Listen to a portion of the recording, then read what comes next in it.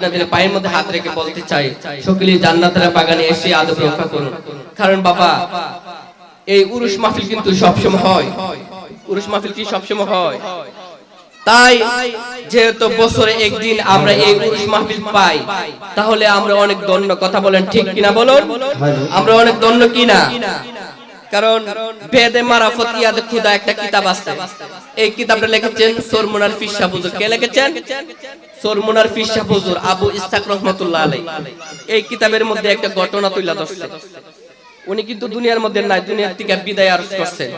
এই কিতাবের মধ্যে লিখতেছে, অন্ধ এক বুড়া লোকের গুরু মারা গেছে। কি মারা গেছে? কি? আমার সাথে কথা বলবেন। কি মারা গেছে? গুরু মারা গেছে। এই মরা গুরুর সামনে বসা বসা কাঁদতেছে, ও আল্লাহ গো, আল্লাহর বুঝি দয়া মায়া নাই গো, আল্লাহ কেমনে পারলো আমার গুরুটা লয়া যাইতো। কিছুদিন আগে আমার একটা নাতি ছিল, ওই নাতিটাও আমার আল্লাহ লয়া গেছে। আল্লাহর বুঝি দয়া মায়া নাই রে, আল্লাহ কেমনে পারলো আমার গুরুটা নিয়ে যাইতো। এদিকে দিয়া রে আমার যুবক ভাইরা, ও আমার মুরব্বি বাবাজিরা রে, এ মরা গুরুর সামনে বসা যখন কাঁদতেছে, এই দিক দিয়ে একজন আল্লাহর ওলি ফকির রাস্তার পাশ দিয়ে হাইটা যাইতেছে। এই রাস্তার পাশ দিয়ে যখন আল্লাহর ওলি হাইটা যায়, ওই যখন হাইটা যাইতেছে, ওই আল্লাহর ওলি ডাক দিয়া কই, বুড়া রে তুমি কেন এখানে বসে বসে কাঁদতেছো? কই তুমি কি দেখো না আমি মরা গুরুর সামনে বসা বসা আমি কাঁদতেছি? তুমি কি শুনো না রে? তুমি কি দেখো না? কই তুমি আমার আল্লাহরে কটাক্ষ করে কেন কথা বলতেছো? তোমার গুরু মারা গেছে, তাহলে তো শাস্তি, তুমি কেন আমার আল্লাহরে কটাক্ষ করে গালি দিতেছো?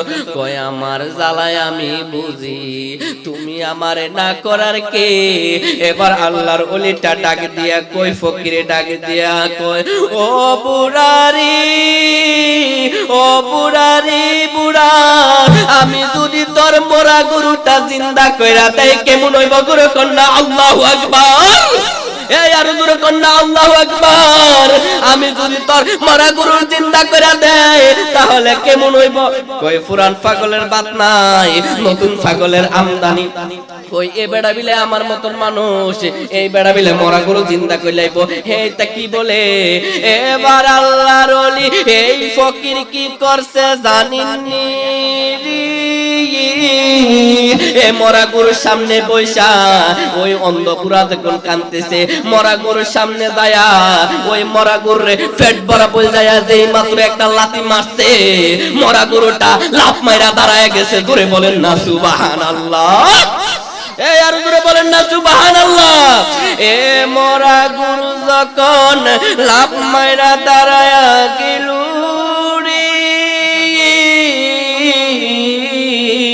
যেই মাত্র মরা গরুটা লাফ মাইরা দাঁড়ায় গেছে, ওই কানা পেড়া ডাক দিয়া কই, হুজুর আপনি আমার সামনে একটু আসেন না। কই কেন আসতাম? কই আপনি দি মরা গরু জিন্দা কইলেছেন, গরুটা যে জিন্দা হইছে একটু দেখতাম, গরুর লেঞ্জাটার মধ্যে একটু ধরায় দেন না। এই অন্ধ লোক তো কানা লোক, উনি তো সহে দেয় না। গুরু যে জিন্দা হইছে আমি একটু দেখতাম, গুরুর লেঞ্জাটা লেঞ্জার ধরায় দেন না। গুরুর লেঞ্জার ধরে যখন অন্ধ বুড়া বেড়া কানা বেড়া তো আর সহে দেয় না, দইরা যখন গুরুর লেঞ্জার মধ্যে এমনি মুস্তা মারছে, গুরু তো লাফ মারছে। অন্ধ বুড়া বেড়া কই খাইছে রে, এসই দেখি আমার গুরু মরা গুরু জিন্দা হইয়া গেছে। জোরে বলুন না সুবহানাল্লাহ। এবার যেই মাত্র মরা গুরু জিন্দা হইয়া গেছে,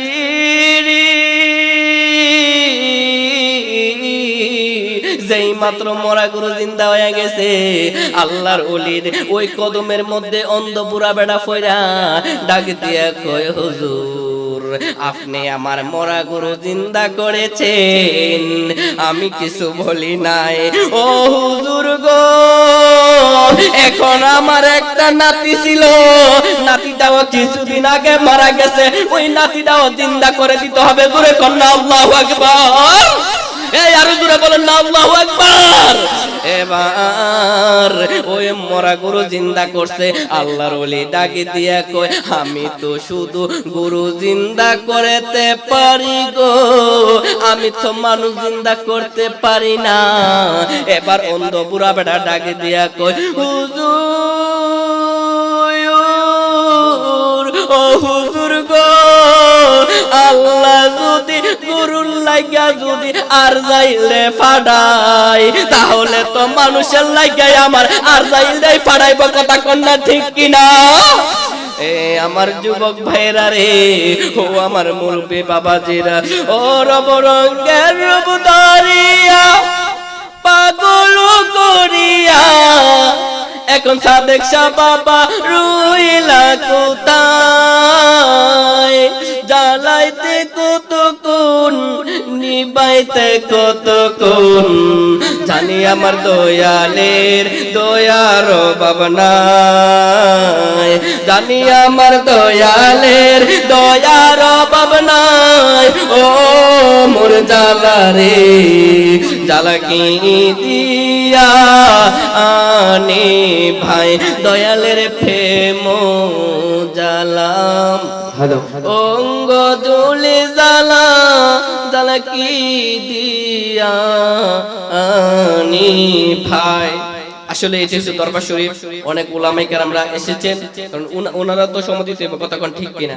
আমি এখানে এসেছি, বাবা সাদেক শাহ রহমাতুল্লাহি আলাইহি আমাকে অনেক দয়া করেন, মায়া করেন, আমার বাজান খুব মহব্বত করে আমাকে এখানে এনেছেন।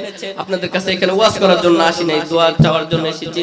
আমার কথায় বাতি যদি কারো মনে চুল পরিমাণ কষ্ট পেয়ে থাকে আমাকে ক্ষমা করে দিবেন, এই বলে আমি আমার আলোচনা শেষ করলাম। আসসালামু আলাইকুম ওয়া রাহমাতুল্লাহি ওয়া বারাকাতুহু। মাশাআল্লাহ, মারহাবা। অত্যন্ত সুরলিত কণ্ঠে আমার অত্যন্ত মহব্বতের ভাই আলোচনা করেছেন। মালিক যেন ওনাকে ইমানি হায়াতে তৈয়বা দান করে, সকলে বলুন না আমিন। আরেকটু জোরে সরে বলুন না আমিন। এখন আমাদের মাঝে আলোচনা নিয়ে আসছেন আশিক রাসূল, মাশুক ইলাহি, হযরত মাওলানা হাফেজ